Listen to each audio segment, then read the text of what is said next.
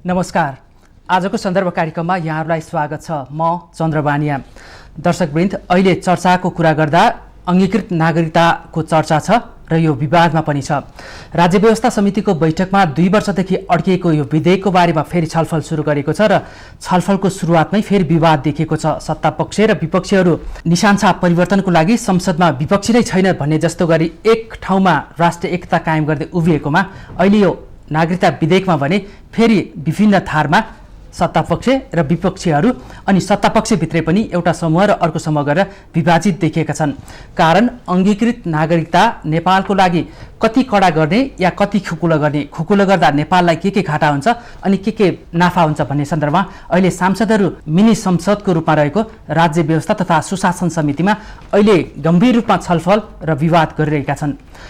यो विवाद आउनुमा कारण यस्तो पनि देखिन्छ, अनुभवी नेता भनेर चिनिएको अङ्गीकृत नागरिकता प्रमाणपत्रधारी सांसद सरिता गिरीको काण्ड चुलिएपछि यो विवाद पनि चुलिएको छ।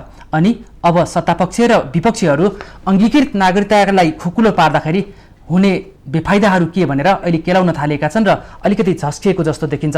खास गरी छिमेकी देश भारतसँगको नेपालको खुला सिमाना र अतिक्रमण यसको कारण देखिन्छ र दबाव पनि देखिन्छ। कहिले कानुन 3 जनाले सिफारिस गरेर पनि वंशजको आधारमा नागरिकता लिएको यो अङ्गीकृत नागरिकता पनि वितरण गरिरहेको सन्दर्भमा अब एकपटक चाहिँ झस्किएको देखिन्छ र गम्भीर भएका देखिन्छन् र यसको निकास, यसको निर्गोल कहिले निस्किन्छ अझै अन्योलको विषय छ। यो कति कडा गर्दा नेपाललाई फाइदा हुन्छ अनि कति खुकुलो गरिदियो भने नेपाललाई घाटा हुन्छ। आज हामी यसबारेमा खुलेर बहस गर्नेछौँ र 2 युवा यस सम्बन्धमा एउटा नागरिकताको सन्दर्भमा वकालत गरिरहेका अधिवक्ता सबिन श्रेष्ठ हुनुहुन्छ, उहाँ अभियन्ता पनि हुनुहुन्छ। यसबारेमा हामी स्पष्ट बुझ्ने प्रयास गर्नेछौँ। अर्का अतिथिमा हामीसँग युवा नेत्री सुनिता बराल हुनुहुन्छ, उहाँ तत्कालीन अन्यरा सोभियुका केन्द्रीय उपाध्यक्ष हुनुहुन्छ र अहिले विद्यार्थी फाँटमा यस विषयमा वकालत पनि गरिरहनु भएको छ। सीमा सुरक्षा र अङ्गीकृत नागरिकताले राज्यलाई पार्ने घाटा या नाफाको विषयमा हामी खुलेर बहस गर्नेछौँ र जान्ने प्रयास पनि गर्नेछौँ। यहाँ दुवैजनालाई स्वागत छ। हस्, धन्यवाद। म सबभन्दा पहिला नागरिकताको विषयमा वकालत गरिरहनुभएका सबिन श्रेष्ठबाटै सुरु गर्छु। अलिकति हामी पहिला पनि यो विषयमा छलफल त गरिरहेका छौँ, तैपनि हामी अलिकति जान्नको लागि, विषयमा जानको लागि अङ्गीकृत नागरिकता के हो र यसलाई संविधानले गरेको व्यवस्था के हो, छोटकरीमा अलिकति स्पष्ट पारिदिनुहोस् न। धन्यवाद चन्द्रजी। अङ्गीकृत नागरिकता भनेको चाहिँ के हो भन्दाखेरि यो अङ्गीकरणबाट आएको हो। भनेको अर्थ के हो भन्दाखेरि कसैको अलरेडी नागरिकता छ तर आफूसँग भएको नागरिकता परित्याग गरेर कुनै अर्को देशको नागरिकता अङ्गीकरण गर्छ वा चाहिँ त्यो ग्रहण गर्छ भने त्यस्तो नागरिकतालाई चाहिँ अङ्गीकृत नागरिकता भनिन्छ। त्यसले गर्दाखेरि यो नागरिकताको कुरा गर्दाखेरि चाहिँ विशेष गरी 2 प्रकारले नागरिकता दिने चाहिँ सिस्टम हुन्छ। एउटा जन्मको आधारमा, हैन, त्यो जुन चाहिँ भूभागमा जन्मिएको छ भने त्यो आधारमा नागरिकता दिने, अर्को चाहिँ वंशजको आधारमा, त्यो चाहिँ रक्त सम्बन्धको आधारमा नागरिकता दिने चाहिँ मुख्य व्यवस्था हुन्छ। हामी अङ्गीकृतको कुरा गर्दैछौँ। हजुर, त्यो बाहेकको चाहिँ अङ्गीकृत भनेको चाहिँ यो राइट भन्दा पनि एउटा डिस्क्रिप्सनको रूपमा अङ्गीकृत नागरिकता हुन्छ। त्यो चाहिँ आफ्नो देशमा कुनै अरू देशको नागरिकलाई विभिन्न विशेष परिस्थितिहरूमा, हैन, जस्तो बिहाको आधारमा होला, निरन्तर स्थायी बसोबास गरेको आधारमा होला, विभिन्न आधारमा चाहिँ राष्ट्रले किटान गरेर दिने नागरिकतालाई चाहिँ अङ्गीकृत नागरिकता भनिन्छ। भनेपछि यो राज्यले दिन चाहेमा दिने एउटा विदेशीलाई दिने नागरिकता हो। यो कुनै अरू देशको चाहिँ हजुर, यो कुनै अरू देशको चाहिँ नागरिक अलरेडी हुन्छ, विदेशी नागरिक हुन्छ, उसले आफ्नो देशको नागरिकता त्याग गरेर लिने नागरिकतालाई चाहिँ अङ्गीकृत नागरिकता भनिन्छ। त्याग नगरीमा पनि लिन सक्छ? यो चाहिँ केही देशहरूमा सक्छ। जस्तो चाहिँ यहाँ चाहिँ कस्तो सिस्टम छ भन्दाखेरि दोहोरो नागरिकता हुने देश र एकल नागरिकता हुने देश छ। नेपाल चाहिँ एकल नागरिकता भएको हुनाले नेपालमा चाहिँ 2टा देशको नागरिकता कायम गर्न सक्दैन। तर कतिपय देश जस्तो अमेरिका, बेलायत लगायतका कतिपय देशहरूमा चाहिँ दोहोरो नागरिकताको व्यवस्था भएको हुनाले त्यहाँ चाहिँ त्याग नगरिकन पनि 2टै नागरिकता राख्न सक्छ। हजुर, यो अङ्गीकृत नागरिकताको स्पष्टता भयो। म सुनिताजी कहाँ जान्छु। तपाईँ नेत्री हुनुहुन्छ, युवा, भविष्यमा संसदमा पुग्ने सपना देखिरहनु भएको छ, अहिले त्यस कारण सक्रिय हुनुहुन्छ होइन। अहिले राज्य व्यवस्था समितिमा अङ्गीकृत नागरिकताको सवालमा अहिले मत बाजिएको छ। सत्तापक्ष र विपक्षी फरक धारमा उभिएका छन् र कतिपय सत्तापक्षभित्रै पनि 2टा समूह 3टा समूह देखिन्छ। कोही तत्काल दिँदा हुन्छ भन्छन्, कोही 7 वर्ष प्रावधान राख्नुपर्छ भनिरहेछन्, कोही 15 वर्ष राख्नुपर्छ भनिरहेछन्। अहिले विवादले अड्किरहेको छ 2 वर्षदेखि, यसलाई कसरी बुझ्नुहुन्छ तपाईँ? एकदमै यो समाचार निरन्तर आइरहेको छ लामो समयदेखि। अहिले फेरि यो संसदमा प्रवेश गरे पश्चात फेरि हिजो मात्रै 5 दिनको लागि भनेर स्थगित गरिएको भन्ने मैले पनि सञ्चार माध्यम मार्फत थाहा पाएँ। यो चाहिँ एकदम विडम्बनापूर्ण छ। किनभने हामीले पछिल्लो समय हेऱ्यौँ, हामीलाई घटनाक्रमहरूले पनि भौतिक परिस्थितिले चेतनाको विकास गर्छ भने जस्तो घटनाक्रमहरूले पछिल्लो समय घटेका घटनाक्रम, राष्ट्रियताका सम्बन्धमा भएका विकसित घटनाक्रमहरूले हामीलाई धेरै कुरा सिकाएको छ। र संसदमा पछिल्लो घटना जति बेला हामी राष्ट्रिय गौरवको एउटा समय भनेर कुरिरहेका थियौँ, संविधान संशोधन गरेर नेपालको नक्सा पास गर्ने जुन दिन थियो, त्यति बेला देखिएको संसदको घटना जो चाहिँ एकजना अङ्गीकृत नागरिकताबाट संसदमा प्रतिनिधित्व गर्नुहुन्थ्यो माननीयज्यू, उहाँले संसद भवन छोडेर निस्किएको घटनाबाट पनि हामीले धेरै कुरा सिक्नुपर्छ। त्यसकारणले यी घटनाहरूबाट पाठ सिक्दै र हामीले हाम्रो राष्ट्रियता, हाम्रो स्वाभिमानलाई साँच्चै सम्मान गर्ने हो भने हिजो समय मागेको प्रतिपक्ष दल लगायत संसदमा भएका सबै दलहरूले केही निश्चित समय चाहिँ राखेर मात्रै अङ्गीकृतलाई पनि नागरिकता दिनुपर्छ भन्ने मेरो चाहिँ मान्यता हो। निश्चित समय भने कति हो? त्यो त कम्तीमा 7 वर्षको छलफल चलेको छ। 7 देखि 10 वर्ष दिने कुरालाई धेरै अन्याय हुन्छ जस्तो मलाई लाग्दैन। भन्छ कोही विदेशी नागरिक महिला उसले नेपाली पुरुषसँग विवाह गरेर आयो भने कम्तीमा 7 वर्ष उसले वेट एन्ड सीमा बस्नु पर्यो, होइन भने 10-15 वर्ष पनि लगाउने कुरालाई धेरै अन्याय हुन्छ जस्तो मलाई लाग्दैन। तर केही सांसदहरू, सत्तापक्ष र विपक्षीहरू अथवा बढी चाहिँ जनता समाजवादी पार्टीका नेताहरूले चाहिँ विवाह र नागरिकता सँगसँगै दिँदा पनि हुन्छ भनिरहेका छन् नि, यसमा तपाईँको? यो एकदम गलत हो भन्ने कुरा तथ्यले पनि देखाइसकेको छ। र राष्ट्रियता भन्ने कुरा वितरण गर्ने कुरा पनि होइन। जब नेपालको भूमिमा पाइला टेक्दै गर्दा नै उसले नागरिकता प्राप्त गर्छ भने त्यो नागरिकता भनेको चाहिँ हामीले अरू ठाउँमा पाएको परिचयको प्रमाणपत्र जस्तो हुनु हुँदैन र हुँदैन पनि। त्यसकारण नागरिकताको गरिमा कायम राख्नका लागि पनि हामीले निश्चित वर्षलाई चाहिँ मापदण्ड बनाउनै पर्छ। सबिनजी, यसमा के छ तपाईँको धारणा? यो चाहिँ विभिन्न देशहरूको अभ्यासहरू हेऱ्यो भने अङ्गीकृत नागरिकताको लागि चाहिँ विभिन्न किसिमको अभ्यासहरू छ। कतिपय देशले चाहिँ निश्चित अवधिपछि यो जुन वैवाहिक अङ्गीकृत छ, निश्चित अवधिपछि मात्रै वैवाहिक अङ्गीकृत नागरिकता दिने व्यवस्था छ भने केही देशमा चाहिँ तत्कालै दिने व्यवस्था छ। जस्तो नेपालमा हालसम्म तत्कालै दिने व्यवस्था छ। नेपाल बाहेकको भन्यो भने चीनमा अथवा थाइल्यान्डमा तत्कालै दिने व्यवस्था छ। भारतको कुरा थाइल्यान्ड र चीनमा तत्कालै दिने व्यवस्था छ। बिहापछि तत्कालै दिने व्यवस्था छ। चीनिया नागरिकलाई कि चीन बाहेकका देशका नागरिकलाई पनि? चीन बाहेक अङ्गीकृत भनेपछि बाहेकका विवाह गरेर जाने चाहिँ हजुर विवाह गरेर जानेलाई। तर त्यो बाहेक जस्तो अब भारतको कुरा गर्नुहुन्छ नि, भारतमा 7 वर्षको चाहिँ व्यवस्था छ, होइन? तपाईँ बङ्गलादेशको कुरा गर्नुहुन्छ भने बङ्गलादेशमा चाहिँ 2 वर्षको व्यवस्था छ। पाकिस्तानमा 1 वर्षको व्यवस्था छ। श्रीलङ्कामा 1 वर्षको व्यवस्था छ। अमेरिका, क्यानाडा जस्तो देशमा चाहिँ 3-3 वर्षको व्यवस्था छ। युरोपको कुरा गर्नुहुन्छ नि, युरोपको धेरै जसो देशले चाहिँ 5 देखि 7 वर्षसम्म राखेको छ। किन भन्दाखेरि त्यहाँ चाहिँ यो वैवाहिक सम्बन्धको आधारमा त्यहाँ देशको नागरिकता लिन सक्ने, होइन, यो तेस्रो मुलुकका व्यक्तिहरूले नागरिकता लिन सक्ने भएको हुनाले त्यहाँ 5 देखि 7 वर्षसम्मको चाहिँ व्यवस्था छ। र यसमा पनि अब कतिपय देशमा फरक व्यवस्था पनि छ। जस्तो बङ्गलादेशको कुरा गर्ने हो भने चाहिँ बङ्गलादेशी पुरुषसँग बिहा गर्ने विदेशी महिलाले 2 वर्षमा पाउँछन् भने बङ्गलादेशी महिलासँग बिहा गर्ने विदेशी पुरुषले चाहिँ 5 वर्षमा पाउँछ, होइन? जस्तो पाकिस्तानमा चाहिँ पाकिस्तानी पुरुषसँग बिहा गर्ने विदेशी महिलाले 1 वर्षमा पाउँछ भने पाकिस्तानी महिलासँग बिहा गर्ने विदेशी पुरुषले चाहिँ पाउँदैनन्।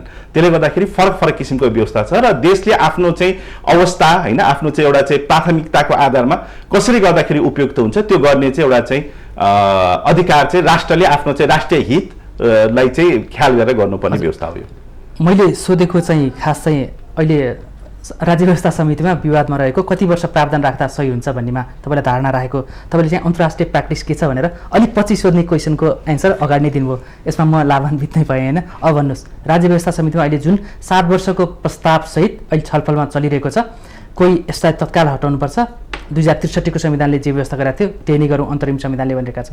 कोहीले भनिरहेको छ अब हुँदैन, सरिता गिरीले एउटा काण्ड देखाइसकेका छ, त्यसकारण अब नेपाली को हो र विदेशीको हो छुट्याउनुपर्छ भनेर मत अहिले बाजेको अवस्था छ।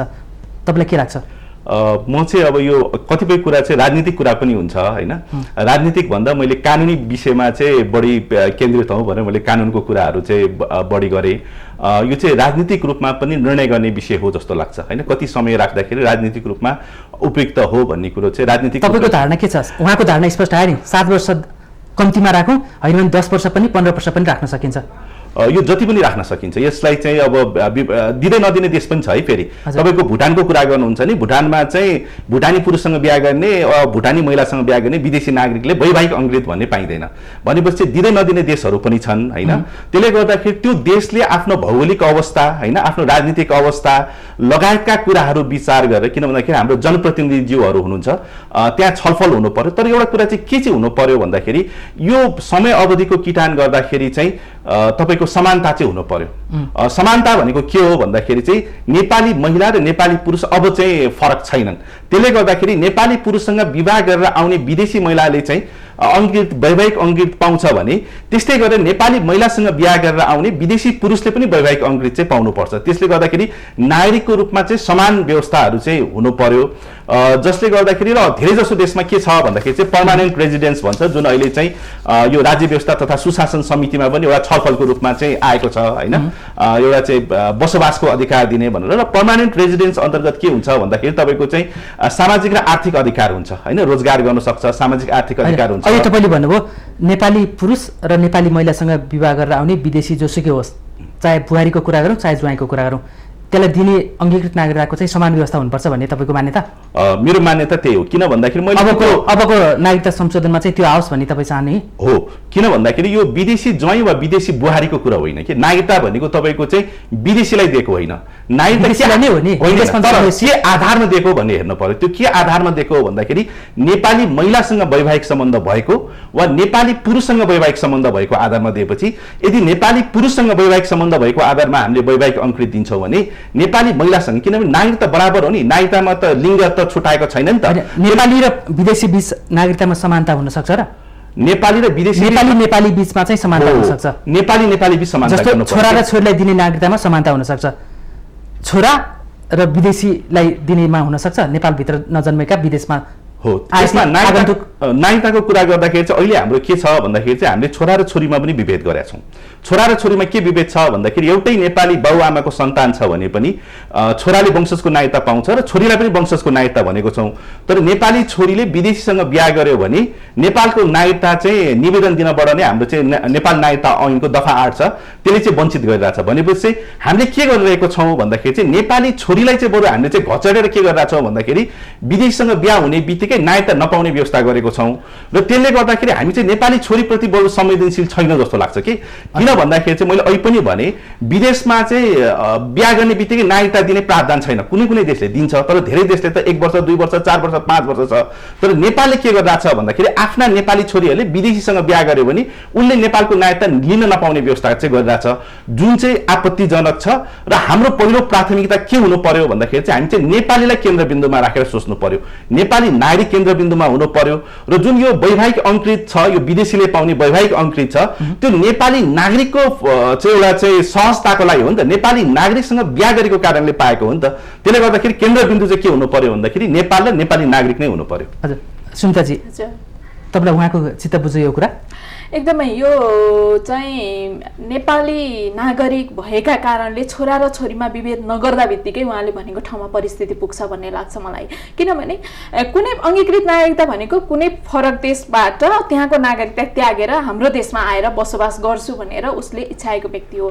त्यो चाहिँ नेपाली छोरीसँग बिहा गरेको पुरुष जो नेपालका लागि ज्वाइँ, हाम्रो व्यवहारमा भनौँ ज्वाइँ, र नेपालको नागरिकता लिएको पुरुषसँग विवाह गरेर आउने महिला जो बुहारी भएर आउँछिन्। त्यसकारणले यी दुईटै कुरा समान हुन्, किनभने छोरा र छोरीमा समानता हुने बित्तिकै उहाँले भनेको सन्दर्भमा पुगिन्छ जस्तो लाग्छ। त्यसकारणले बुहारी र ज्वाइँमा हुने समानता, नागरिकता प्रदान गर्ने कुरामा समानता गरौँ, तर तुरुन्तै दिने कुरालाई चाहिँ परिमार्जन गरौँ, मेरो कुरा चाहिँ हो। अब अघि तपाईँ भन्दै हुनुहुन्थ्यो हजुर वैदेशिक बुहारीलाई तत्काल नदिउँ, कम्तीमा 7 वर्ष पर्ख्यौँ अथवा 10-15 वर्ष पनि हुनसक्छ भन्दै हुन्थ्यो।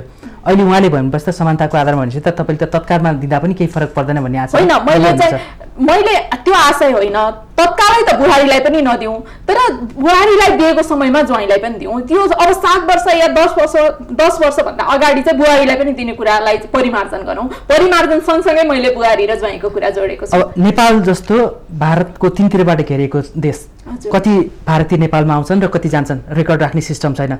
सीमा त जमिन त त्यसै अतिक्रमण गरिरहेको ठाउँमा त्यसरी आउने र बस्नेहरूलाई नेपालले चाहिँ सजिलै त्यसरी ज्वाइँ भएर आउनेलाई पनि र बुहारी भएर आउनेलाई पनि नेपालको नागरिकता दिँदा सजिलो हुन्छ, मुलुकलाई तान्न सक्छ? सजिलै दिने भन्ने कुरै छैन, त्यही भएर निश्चित वर्षको प्रावधान राखौँ भनेको। हामी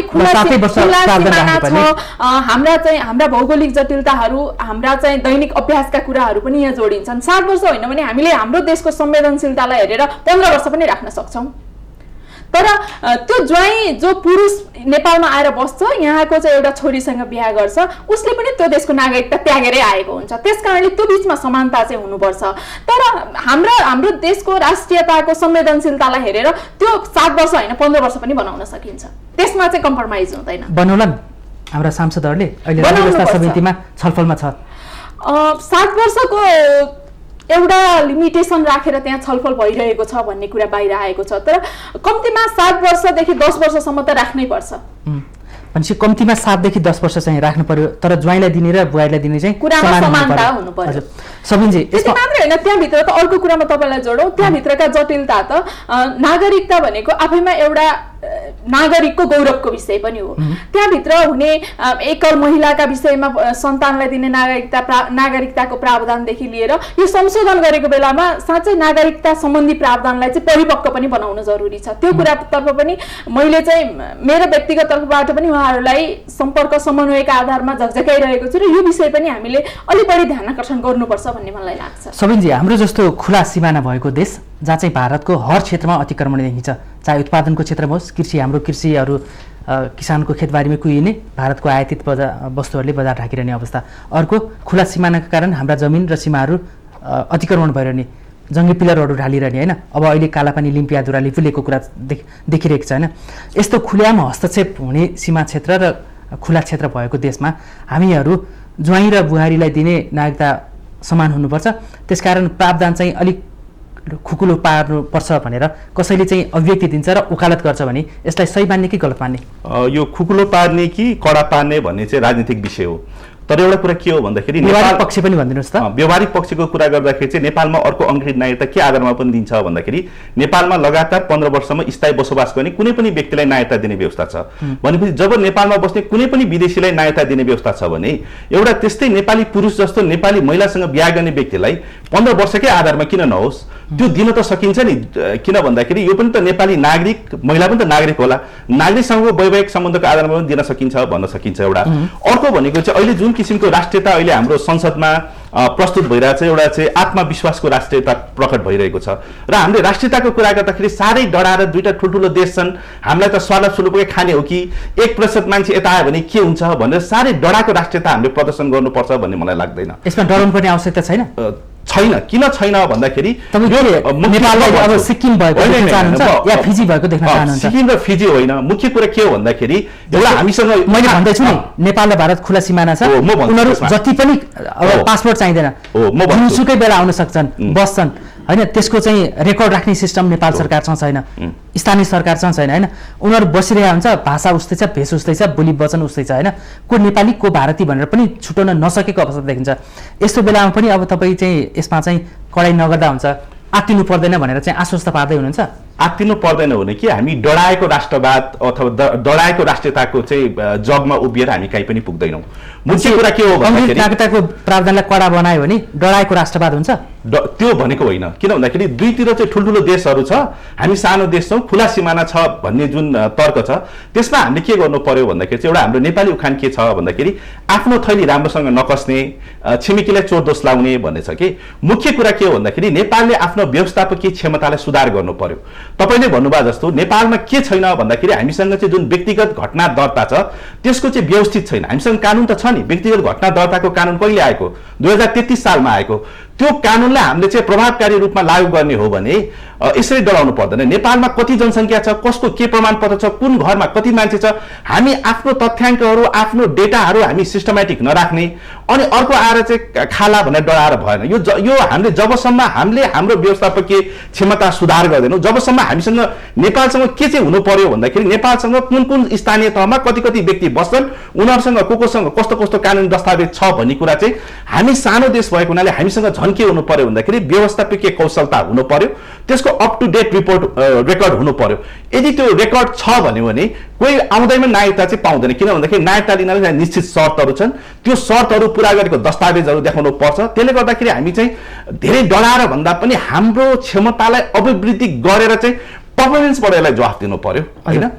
भनेपछि अहिले मिनी संसद राज्य व्यवस्था समितिमा अहिले यो 2 वर्षदेखि थन्किएको छ नि, के प्रावधान कति राख्ने भन्नेमा यसको यो अड्किनु लामो समयसम्म अड्किनुको कारण चाहिँ त्यहाँभित्र संसदीय समितिमा जति सदस्यहरू छन् ती केहीमा चाहिँ डराएको राष्ट्रवाद रहेको कारण चाहिँ यो अड्केको हो? यो डराएको राष्ट्रवाद हो कि के हो, तर विशेष गरी अड्केको कारण चाहिँ अङ्कृत नागरिकताको यो वैवाहिक अङ्कृत नागरिकताको कारणले नै अड्केको हो। र के भन्दाखेरि चाहिँ हामीले चाहिँ यो संविधानमा आइसकेपछि संविधानको व्यवस्था एउटा चाहिँ म के पनि भन्न चाहन्छु भन्दाखेरि हाम्रो संविधान 2072 सालमा आयो र संविधान 2072 सालमा आयो, त्यसले अङ्कृत नागरिकता सम्बन्धी मात्रै होइन यो वंशजको नागरिकता सम्बन्धी पनि नयाँ व्यवस्था गरेको छ। तर 72 सालमा संविधान आइसकेपछि आज हामी चाहिँ 77 सालमा आइसक्यौँ, 5 वर्ष पुरा हुँदैछ। तर के छ भन्दाखेरि यो 5 वर्षको दौरानमा नागरिकता चाहिँ हाम्रो कानुनमा संशोधन भएको छैन। त्यसले गर्दाखेरि के भइरहेको छ भन्दाखेरि यो जुन वैवाहिक अङ्कृतमा भएको विवादले गर्दाखेरि संविधानले 72 को संविधानले जसलाई वंशजको नागरिकता मानेका थिए त्यस्ता व्यक्तिहरू पनि नागरिकताबाट वञ्चित भएर बसिराख्नु परेको छ। त्यस्ता व्यक्तिहरू पनि पहिचानविहीन हुनु परेको छ। वंशजको नागरिकता भनेको त एउटा म्याटर अफ राइट हो नि त, तपाईँ अधिकारको रूपमा लिने हो। अङ्कृत नागरिकता भनेको के हो भन्दाखेरि चाहिँ एउटा चाहिँ डिस्क्रेसन हो। भनेपछि यो डिस्क्रेसनको छलफलले गर्दाखेरि संविधानले मानेका वंशजको नागरिक वञ्चित भइरहेको छन् भन्ने कुरातर्फ चाहिँ हामीले चाहिँ ध्यान दिनु पर्यो। र के भन्दाखेरि यो अङ्कृत नागरिकता चाहिँ एउटा डिस्क्रेसन भएको हुनाले अहिले पनि मिल्दैन, अहिले पनि विवाद हुन्छ भने यसलाई अझै विवादको स्थिति छ भने चाहिँ जतिमा मिलेका विषयहरू चाहिँ पारित गरेर यसमा चाहिँ अब व्यापक सहमति कसरी गर्ने हो, सहमति गरेर छलफल गर्दै गर्न सकिन्छ। र मैले के भनिरहेको छु भन्दाखेरि चाहिँ मैले चाहिँ यो 5 वर्ष हुनुपर्छ, 7 वर्ष हुनुपर्छ, 12 वर्ष हुनुपर्छ वा 15 वर्ष हुनुपर्छमा मैले समय किटान गरेको छैन। किन भन्दाखेरि विश्वभरिको हामीले चाहिँ प्र्याक्टिसहरू हेऱ्यौँ भने विभिन्न किसिमले दिने चाहिँ व्यवस्थाहरू छ होइन। त्यसले गर्दाखेरि हाम्रो भौगोलिक अवस्था कस्तो छ, हामीले कसरी दिँदाखेरि हाम्रो राष्ट्रिय स्वार्थ हुन्छ, हाम्रो नागरिकहरूको हित कसरी हुन्छ, त्यसमा चाहिँ हाम्रो चाहिँ जो जनप्रतिनिधि संसद छ उहाँले बुद्धिमत्तापूर्वक विचार गरेर चाहिँ त्यसमा निर्णय गर्नुपर्छ भन्ने मेरो ठम्मै हो। सुनिताजी, अब हामी एउटा उदाहरण अहिले पछिल्लोमा देखिरहेको छ होइन, सरिता गिरी काण्ड होइन। सरिता गिरी काण्डपछि चाहिँ अङ्गीकृत नागरिकताको वितरण प्रावधानलाई चाहिँ अबकोमा तपाईँले 10 देखि 15 वर्ष अथवा 7 भन्दा माथि भनेर त भनिरहनु भएको छ होइन। त्यो सरिता गिरी काण्डबाट चाहिँ हामीले सिक्नुपर्ने पाठ केही देख्नु भएको छ? पक्कै पनि राष्ट्रियता प्रतिको संवेदनशीलता वंशजका आधारमा अथवा जन्मसिद्ध आधारमा लिएका नागरिकता लिएको जनप्रतिनिधि र अङ्गीकृत नागरिकता लिएको जनप्रतिनिधि, हाम्रा सांसदमा प्रतिनिधित्व गर्ने जनप्रतिनिधिहरूको नेपालप्रतिको भावना कसरी जोडियो रहेछ। सबै कुरा कानुन चाहिँ आफैमा बोल्ने कुरा होइन, आफैमा लागू हुने कुरा होइन। यो त अमूर्त कुरा हो। यसलाई मूर्त रूप दिनलाई त हाम्रा व्यवहारहरू चाहिँ अग्रज रूपमा अगाडि सरेका हुन्छन्। त्यस कारणले जसरी सरिता गिरीले संसद भवन छोडेर निस्किनु भयो, असहमति त अरू पार्टीका अरू व्यक्तिहरूका पनि थिए केही समय अगाडिसम्म। तर जति बेला निर्णायक समय आयो त्यति बेला उहाँहरू किन कोही पनि बाहिर निस्किनु भएन, तर उहाँ एक्लै निस्किनु भयो भन्दाखेरि त राष्ट्रियताप्रतिको संवेदनशीलता, त्यो मर्म, त्यो सामिप्यता चाहिँ उहाँमा कम देखियो। त्यस कारणले अब हामीले चाहिँ शङ्काको सुविधासहित कडाइ गर्नुपर्छ भन्ने चेतना चाहिँ हरेक नेपालीलाई आउन जरुरी छ। हजुर, अब भनिन्छ नि जस्तो इतिहासबाट पनि पाठ सिक्न सकिन्छ भन्ने कुरा छ। सबैजी पनि अब सुनिताजी पनि अब तपाईँहरू लमै बढी अध्ययनरत हुनुहुन्छ, वकालत गरिनु भएको छ। दियो भने समानता जे कानुन बनोस् तर समानताको आधारमा बनोस् भन्ने तपाईँहरू दुवैमा एग्री हुनुहुन्छ होइन। एउटा धेरैले हाम्रा नेताहरूले भन्ने गर्नुहुन्छ संसदमा होस् या संसदभन्दा बाहिर कि सिक्किमीकरणको उदाहरण दिनुहुन्छ कि फिजीकरणको उदाहरण दिनुहुन्छ। म सिक्किमको भन्दा म फिजीकरणको उदाहरण दिन चाहन्छु। 1981 मा फिजीमा भारतीयहरू 588 मात्रै थिए। जब यसरी अङ्गीकृतको नागरिकताको प्रावधान बढ्दै गयो त्यसपछि 1996 मा पुग्दाखेरि 3,39,000 पुगेछन्। 1981बाट 1996 कति नै फरक छ र होइन। 588 बाट भएकोमा 3,39,000 भयो। जब त्यहाँ संसदको 71 सिटको निर्वाचन भयो 37 सिट त भारतीय नागरिकहरूले मात्रै जितेछन् र त्यहाँ भारतीय नागरिक महेन्द्र चौधरी फिजीको प्रधानमन्त्री भएको इतिहास छ। अब अहिले जनता समाजवादी पार्टीको कुरा गरौँ या तत्कालीन समाजवादी पार्टीको कुरा गरौँ या अर्को राजपाको कुरा गरौँ होइन। अब उनीहरूले जहिले पनि के भनेको छ भने जनसङ्ख्याको आधारमा निर्वाचन क्षेत्र हुनुपर्छ भनेर दबाब दिइरहेको छ। त्यसमा पनि संशोधन प्रस्ताव परिरहेको छ, संविधान संशोधनको प्रस्ताव। अब अहिले ढिलो चाँडो होला, अहिले त अब त्यो थाँतिरहेको अवस्था छ होइन। एकातिर जनसङ्ख्याको आधारमा निर्वाचन क्षेत्र हुनुपर्छ भन्ने, अर्कोतिर चाहिँ अङ्गीकृत नागरिकतालाई चाहिँ अब 5-7 वर्ष पनि नफर्किने, सिन्दुर र नागरिकता सँगसँगै दिने भनेर जुन अहिले लभिङ भइरहेछ, के आकलन गर्न सकिन्छ, के सिक्नुपर्ने देखिन्छ? यो एक दुईवटा कुराहरू चाहिँ हामीले चाहिँ फ्याक्ट एन्ड फिगरमा गएर यसको विश्लेषण हुनुपर्छ जस्तो लाग्छ। मैले फ्याक्ट पनि दिएँ, फ्याक्ट र फिगर कसको दिनुभयो भन्दाखेरि फिजीको दिनुभयो होइन। एउटा सानो कमजोर मुलुक। हजुर हो, त्यस्तै फ्याक्ट एन्ड फिगर चाहिँ हामीले के गर्नु पर्यो भन्दाखेरि नेपालको हकमा पनि लिनु पर्यो कि हामी के को आधारमा हिँड्नु भएन भन्दाखेरि नेपालमा हाम्रो के छ भन्दाखेरि हामी चाहिँ एउटा एजम्सनको आधारमा हिँड्छौँ होइन।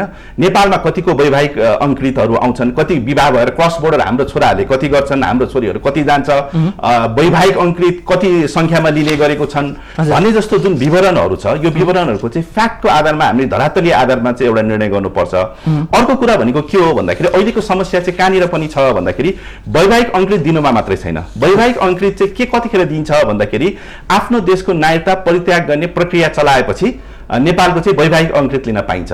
र आफ्नो देशको नागरिकता यो त्याग्ने प्रक्रिया चलाएको भने चाहिँ के हुन्छ भन्दाखेरि एउटा रजिस्ट्री टिकट चाहिँ यो रजिस्ट्री गरेको त्यो भनेर चाहिँ त्यो रजिस्ट्रीको अधपट्टि राखेपछि त्यसलाई चाहिँ हाम्रो चाहिँ सिडिओ कार्यालयले त्यसलाई चाहिँ पर्याप्त मान्ने गरेको छ होइन।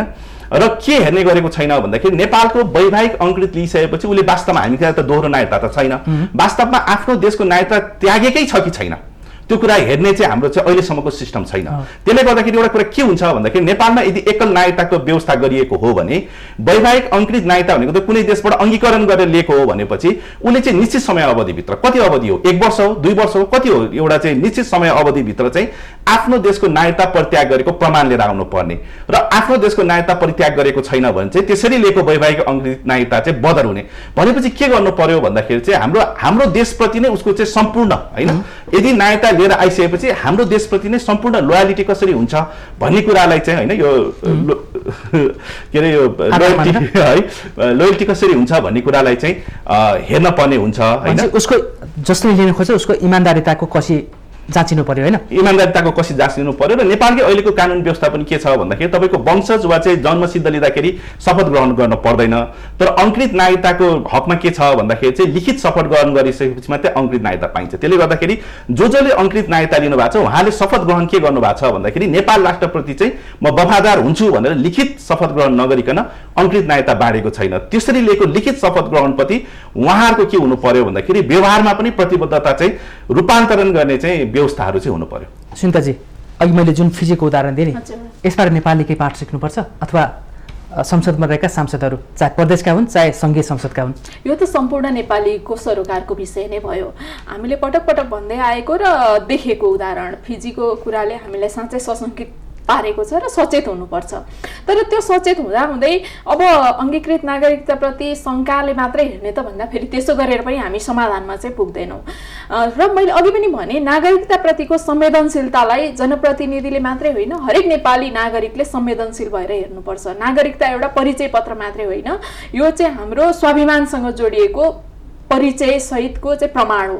त्यसकारणले हामीले फिजीमा के भयो भनेर त्यहाँको पाठ सिक्दै गर्दा फेरि हामीले हाम्रो देशभित्र भएको भौगोलिक अवस्था, यहाँको राजनीतिक अवस्था, हाम्रो आर्थिक अवस्था, यहाँको सांस्कृतिक पक्ष सबैलाई एनालाइसिस गर्दा एउटा निश्चित समयसम्म, अघि मैले उहाँको कुरासँग सहमत जनाउन चाहन्छु, अर्को देशको नागरिकता त्यागेको छ कि छैन भन्ने प्रमाण सहित एउटा निश्चित समय अवधिसम्म उनीहरूलाई चाहिँ नेपालमा बसिसकेपछि मात्रै नागरिकता दिने प्रावधानलाई अगाडि बढाउनुपर्छ। त्यो प्रक्रिया अगाडि बढाउनुपर्छ, न कि ऊ नेपालको भूमिमा टेक्दै गर्दा, सिन्दुर पहिरिएर नेपालको भूमिमा टेक्दै गर्दा भोलिपल्ट उसले नागरिकता लिन सक्ने प्रावधानलाई चाहिँ परिमार्जन गर्नैपर्छ। हजुर, अब यसमा यो परिमार्जन गर्ने कुरा एउटा छ होइन, अर्को कुरा चाहिँ यसरी अङ्गीकृत नागरिकता लिनेहरूलाई राजनीतिक अधिकार क्षेत्र कति दिने भन्नेमा चाहिँ तपाईँको के छ विचार? पक्कै पनि यो अब हामीले निश्चित प्रावधानहरू त बनाएका छौँ, तर त्यति पर्याप्त छ कि छैन भन्ने कुरा चाहिँ अब यो कोडबाट पनि छलफल चाहिँ गर्नुपर्छ। किनभने राष्ट्रियताप्रतिको सामिप्यता कति हुन्छ भन्ने कुरा हामीले देखिसकेका छौँ र यो एउटा प्रतिनिधि घटना हो, तर एउटा प्रतिनिधि घटनाबाट हामीले पाठ नसिक्ने हो भने धेरै घटनाहरू घट्न थालेपछि हामीले त्यसलाई नियन्त्रण गर्न सक्दैनौँ। त्यसकारण राज्यका मुख्य अङ्गहरूमा चाहिँ अङ्गीकृत नागरिकता प्राप्त गरेका व्यक्तिहरूलाई पुर्याउने कि नपुर्याउने भन्ने कोणबाट छलफल सुरु गर्नुपर्छ र त्यसलाई निर्णायक ठाउँमा पुर्याउनुपर्छ भन्ने हो। र मेरो व्यक्तिगत मत सोध्नुहुन्छ भने अङ्गीकृत नागरिकता प्राप्त गरेका व्यक्तिहरूलाई निश्चित अन्य शर्तहरू राखेर मात्रै राज्यका मुख्य निकायहरूमा पुग्ने प्रावधान राख्नुपर्छ, अरू शर्तहरू पनि थप्नुपर्छ।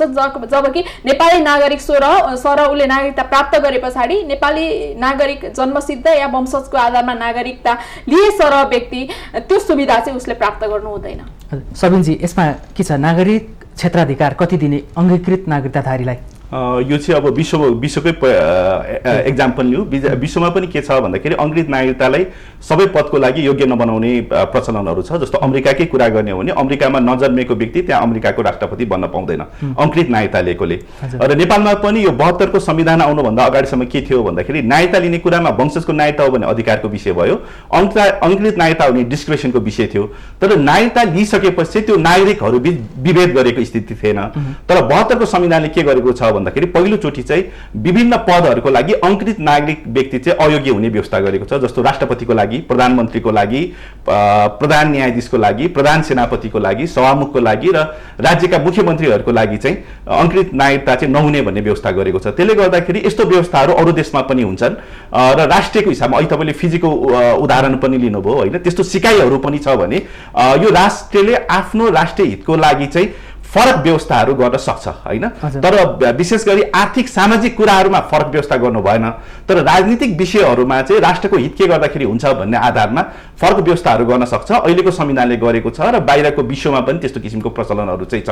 तर एउटा कुरा फेरि के गर्नु पर्यो भन्दाखेरि चाहिँ अङ्गीकृत नागरिकता लिएर आइसकेपछि हामीले चाहिँ के पनि गर्नु भएन भन्दाखेरि उहाँहरू चाहिँ साह्रै हाम्रो मान्छे नै होइन, नेपाली नै होइनन्, उनीहरू त विदेशी नै हुन्, यिनीहरू अझसम्म पनि विदेशतिरकै उनीहरूको चाहिँ वफादारीता छ भनेर हामीले चाहिँ परित्यक्त पनि गर्नु भएन। हामीले हाम्रो आफ्नोपना पनि देखाउनु पर्यो। त्यसले गर्दाखेरि आइसक्यो, हामीले नागरिकता दिइसकेपछि उहाँहरू बीच चाहिँ हाम्रो राष्ट्रिय भावना कसरी जगाउने र हामीले पनि अपनत्व कसरी देखाउने भन्ने कुरो पनि गर्नुपर्ने स्थिति छ भने अलिकति चाहिँ एउटा सजगताको लागि चाहिँ निश्चित पदहरूमा चाहिँ जुन अहिलेको संविधानले व्यवस्था गरेको छ त्यस्तो व्यवस्थाहरू गर्न सकिन्छ। हजुर, अब तपाईँ त्यसमा अलिकति जानकार भएर मलाई थप जानकारी पनि लिनु पर्यो, मन लाग्यो। अन्तर्राष्ट्रिय प्र्याक्टिसमा रहेका व्यवस्थाहरू तपाईँलाई बढी थाहा पनि छ होइन। अघि कुन कुन देशमा अङ्गीकृत नागरिकता कसरी दिइन्छ, कति वर्षको प्रावधान छ भन्ने देखियो र राजनीतिक क्षेत्राधिकार तपाईँले एउटा अमेरिकाको उदाहरण दिनुभयो। छिमेकी देश भारतको उदाहरण लिँदाखेरि सोनिया गान्धीलाई पनि पार्टीको अध्यक्ष भयो, प्रधानमन्त्री हुनलाई अङ्गीकृत नागरिकताको कारणले गर्दा रोकिएको अवस्था देखिन्छ होइन। त्यसबाहेकका तल्लो पदहरूमा अरू पदहरूमा के देखिन्छ छिमेकी भारतको? यो भारतमा चाहिँ यो कानुनी रूपमा चाहिँ त्यो व्यवस्था छैन, त्यो किसिमको विभेद गरेको छैन। तर के भयो भन्दाखेरि चाहिँ कानुनी भन्दा पनि त्यहाँ राजनीतिक रूपमा एउटा चाहिँ त्यो किसिमको माहौल होइन।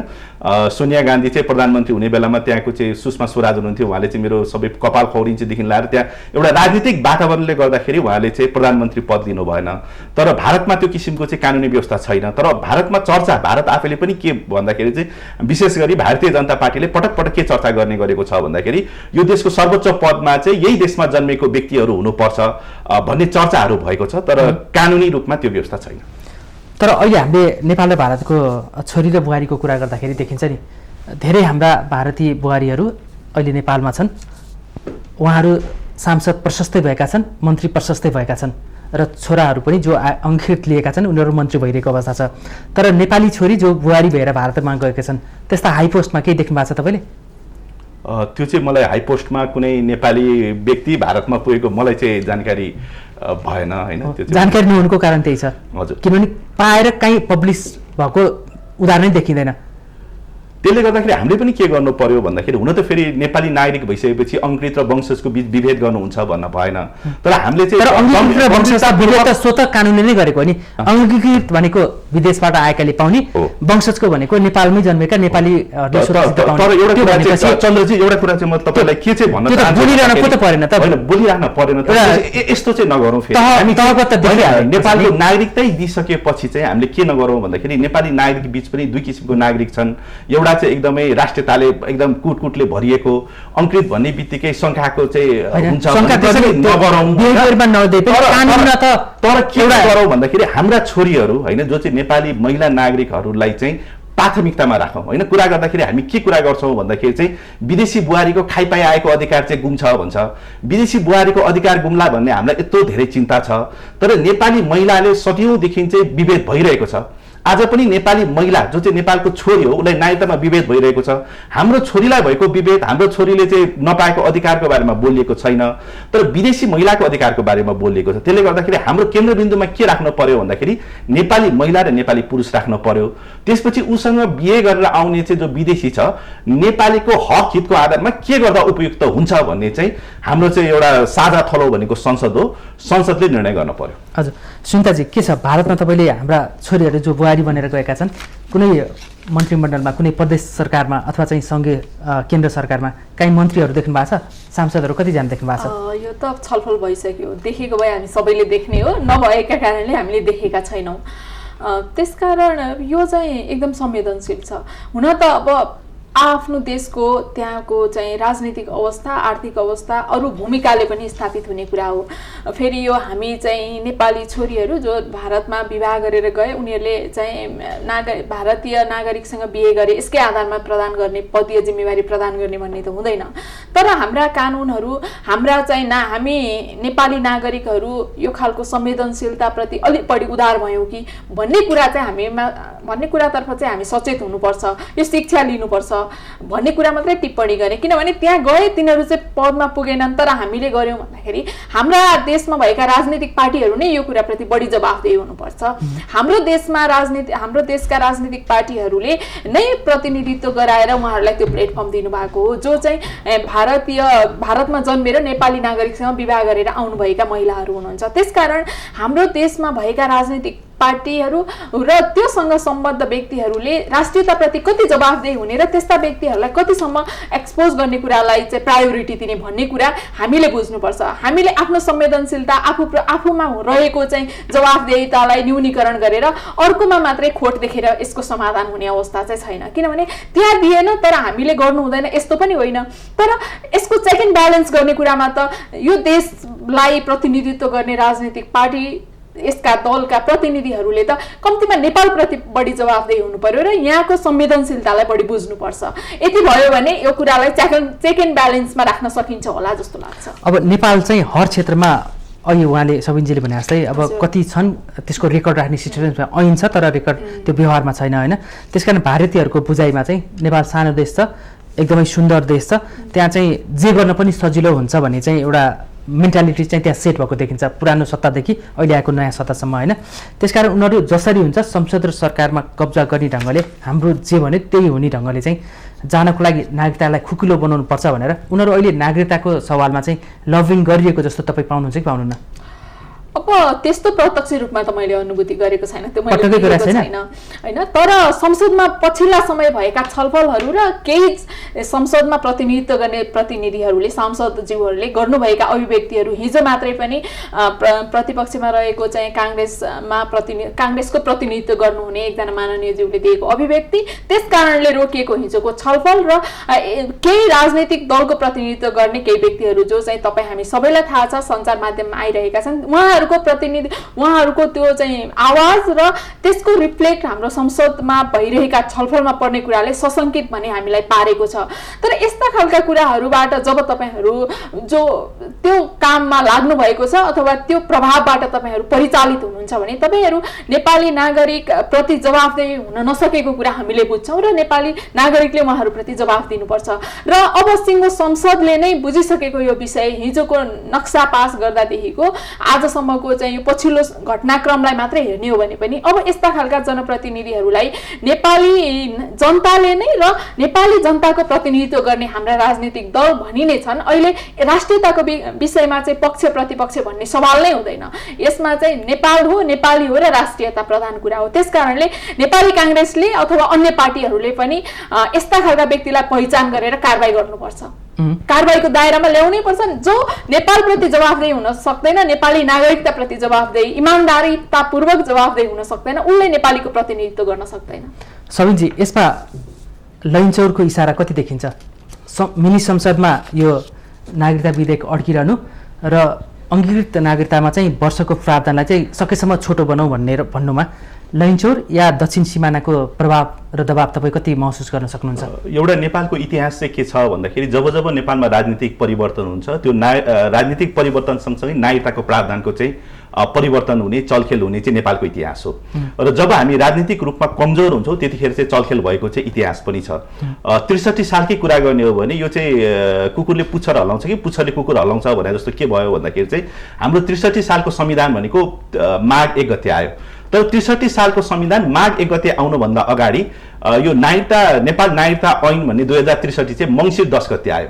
भनेपछि चाहिँ एउटा संविधान आइसकेपछि नागरिकता सम्बन्धी ऐन आउँछ कि नागरिकता सम्बन्धी ऐन आएपछि संविधान आउँछ र 63 सालको जुन हाम्रो अहिले पनि नेपाल नागरिकता ऐन जुन छ त्यसको प्रस्तावना हेर्नुहोस् त्यसमा के भनिएको छ भन्दाखेरि त्यो संविधान अनुसार नागरिकता ऐन आएको भनेको छैन त्यसको प्रस्तावनामा चाहिँ राजनीतिक सहमतिको आधारमा आइएको छ भनेको छ र त्यहाँ चाहिँ धेरै चलखेलका व्यवस्थाहरू हामीलाई थाहा छ 63 सालको नागरिकता ऐनले धेरै चलखेलको व्यवस्थाहरू गरेको छ त्यसले गर्दाखेरि आजको मात्रै होइन विगतमा पनि राजनीतिक जुन चाहिँ परिवर्तन सँगसँगै नागरिकतामा के किसिमको चलखेल भएको छन् र नागरिकतामा जुन किसिमको चाहिँ एउटा परिवर्तनहरू भइरहेको छ त्यसको राशनल के हो त किन परिवर्तन गरेका छ हामीले कहिले कसलाई दिने भनेको छ कहिले चाहिँ जन्मसिद्धलाई दिने भन्छ कहिले 46 साल चैत मसान्तसम्म जन्मेकोलाई दिने भनेको त्यसका आधारहरू के हो र हाम्रो नेपालका नेताहरू सबै पार्टीका नेताहरू 63 सालमा कुनै पनि पार्टीका नेता चाहिँ अछुतो जस्तो लाग्दैन र सबै त्यहाँ चाहिँ वंशजकै नायता बोकेका नेताहरू हुनुहुन्थ्यो त्यसले गर्दाखेरि के भन्दाखेरि उहाँहरूको चाहिँ जवाफदेहिता हुनु पर्यो कसरी त्यो 63 सालको ऐन मङ्सिर 10 गते आयो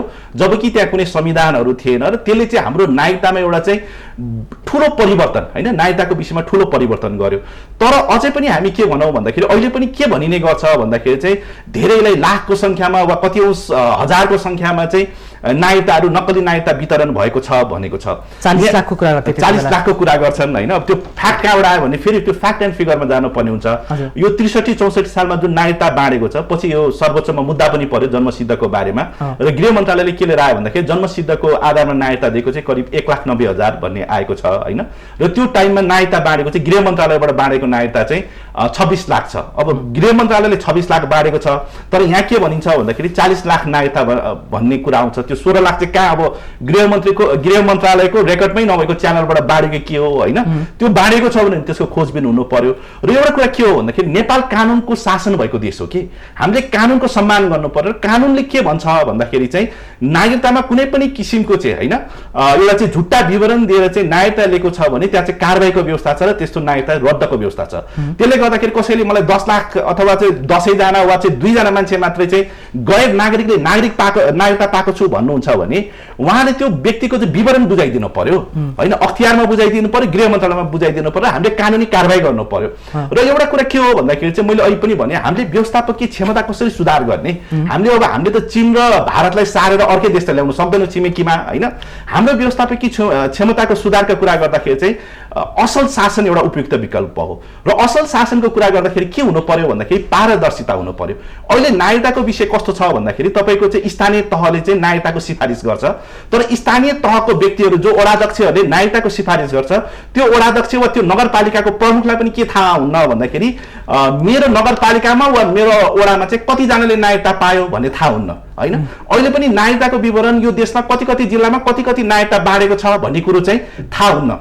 त्यसले गर्दाखेरि के हुनु पर्यो भन्दाखेरि यदि हामीलाई चाहिँ यस्तो किसिमको चाहिँ मिसम्यानेजमेन्टको हैन गलत व्यक्तिले नागरिकता पाएको छ भने त्यसको त एउटा सबभन्दा राम्रो विकल्प भनेको पारदर्शिता हो फलाना व्यक्तिलाई तपाईको चाहिँ गाविसमा वा तपाईको चाहिँ यो नगरपालिकामा गाउँपालिकामा वडामा फलाना व्यक्तिहरूले नागरिकता पाएको छ है भने सूची सार्वजनिक गर्ने अथवा नेपालभरिले एक वर्षमा कोले नागरिकता पायो भने सूची सार्वजनिक गर्ने त्यसले गर्दाखेरि चाहिँ कुनै पनि गलत कुनै पनि शंकास्पद कुनै पनि विदेशीले नागरिकता पाएको छ भने त्यहीँनिर थाहा हुन्छ र जति हामी गोपनीयता राख्छौँ हैन जति यसलाई चाहिँ एकदम संवेदनशील बनाएर एकदम गोपनीयता राख्छौँ त्यति नै चलखेल गर्ने अवस्थाहरू चाहिँ सिर्जना भएको छ मैले जिसमा बुझ्न खोजेको चाहिँ भारतीय चलखेल चाहिँ बढी नै देखिन्छ यो चलखेल के को एउटा चाहिँ कस्तो किसिमको चाहिँ मुद्दाहरू हामी कहाँ आउँछ भन्दाखेरि कतिजना आएर के भन्नुहुन्छ भन्दाखेरि म चाहिँ नेपाली महिला हो मैले चाहिँ भारतीय पुरुषसँग विवाह गरेँ मेरो सन्तानलाई नागरिकता दिन खोजेको हैन म भारतीय पुरुषसँग विवाह गरेको मेरो सन्तानले पाएन तर के भन्दाखेरि मेरै लोग्ने जो भारतीय हो उसको चाहिँ भाइ मेरो देवर जो भारतीय नै हो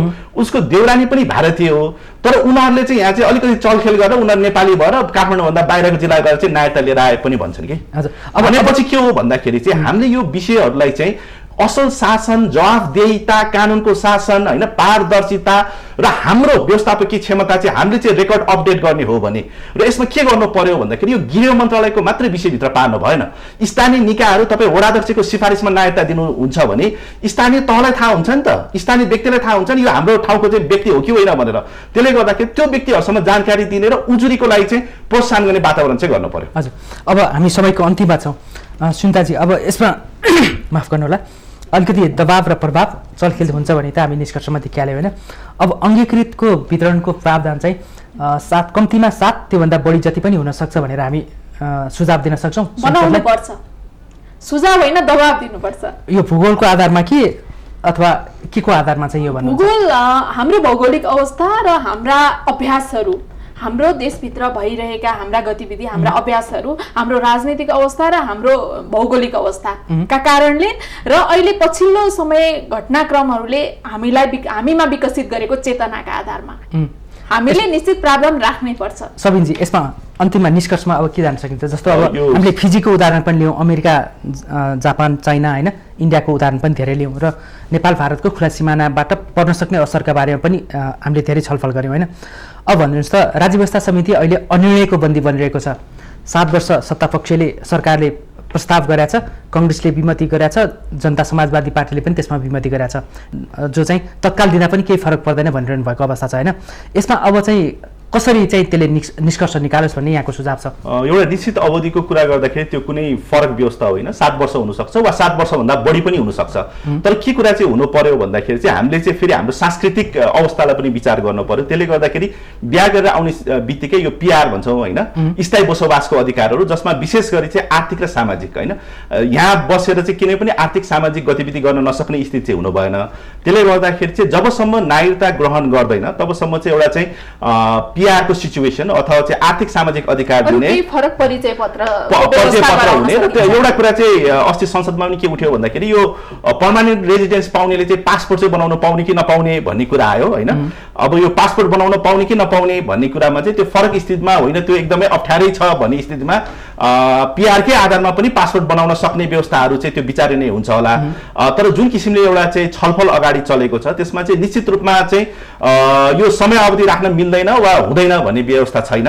तर मैले फेरि पनि भन्छु, यस्तो समय अवधि राख्दाखेरि के हुनु पर्यो भन्दाखेरि चाहिँ नेपाली महिलासँग बिहा गर्ने र नेपाली पुरुषसँग बिहा गर्ने विदेशीको हकमा फरक व्यवस्था गर्नु भनेको नेपाली महिला र नेपाली पुरुषलाई फरक गर्नु, पुरुषले समान हुनु पर्यो। अनि दिने प्रावधान चाहिँ कम्तीमा 7 वर्ष राख्दा उपयुक्त हुन्छ या त्योभन्दा बढी राख्दा पनि हुन्छ? त्यो संसदले निर्णय गर्ने विषय हो। 7 वर्ष राख्दाखेरि एउटा सचेत नागरिक, कानुन बुझेको नागरिकले सुझाव दिनुपर्दा होइन, मैले एउटा कुरा चाहिँ के भन्छु भन्दाखेरि हामी क्या त्यसै पनि के छ भन्दाखेरि चाहिँ नेपालमा लगातार 15 वर्ष बसोबास गर्यो भने त्यस्तो व्यक्तिले अंकृत नागरिकता पाउने भन्ने व्यवस्था छ। 15 वर्ष राख्दै भइहाल्यो नि, किन 15 वर्षभन्दा बढी राख्नु भएन होइन। नेपालीसँग वैवाहिक सम्बन्ध भएको व्यक्तिलाई चाहिँ बरु अरूले चाहिँ 15 वर्षमा पाउने, तर नेपालको वैवाहिक सम्बन्ध भएको व्यक्तिले पनि भन्दाखेरि त्योभन्दा अलिकति कम राख्दाखेरि होइन, कति राख्ने संसदले अब 7 देखि लिएर होइन।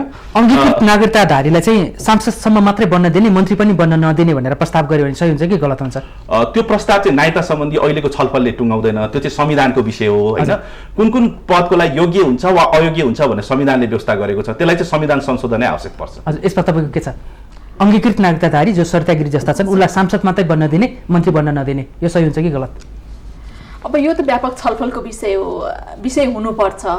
तर अघि पनि मैले भने निश्चित पदीय जिम्मेवारीमा चाहिँ जो राज्यको मुख्य नीति निर्णयका ठाउँमा पुग्ने, हुन त संसद आफैमा पनि एउटा नीति निर्माण गर्ने ठाउँ, कानुन बनाउने ठाउँ हो, तर त्यहाँ समूह हुने भयो। एउटा व्यक्ति मात्रै सर्वोपरि हुने गरेको ठाउँमा नीति निर्माण गर्ने ठाउँमा चाहिँ पुग्न दिनु हुँदैन।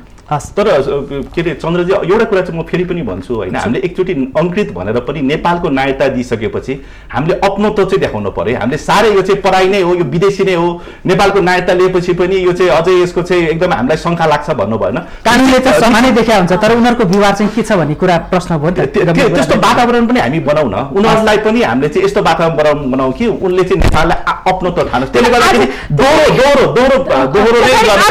हामीले समान गर्यौं, बुहारीलाई त आउने बित्तिकै सिन्दुर सँगसँगै नागरिकता दियौं, तर त्यसले हामीलाई पाठ सिकायो। तर फेरि यो निश्चित समयको अभ्यास पछाडि फेरि परिमार्जन हुन पनि सक्छ नि हैन। त्यसकारणले अहिलेको आवश्यकता चाहिँ यो निश्चित समयसम्मका लागि सिकाउनु पर्ने जरुरी देख्छु म चाहिँ। समय सकिएको छ। महत्त्वपूर्ण विचार र समयको लागि यहाँ दुवैजनालाई धन्यवाद।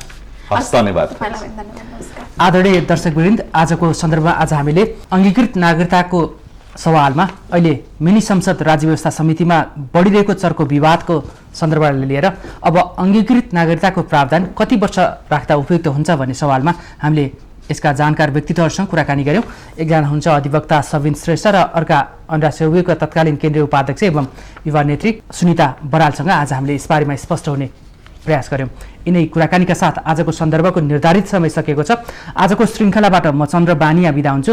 सत्य, तथ्य र निष्पक्ष समाचारको लागि माउन्टेन टेलिभिजन हेर्दै रहनुहोला। नमस्कार।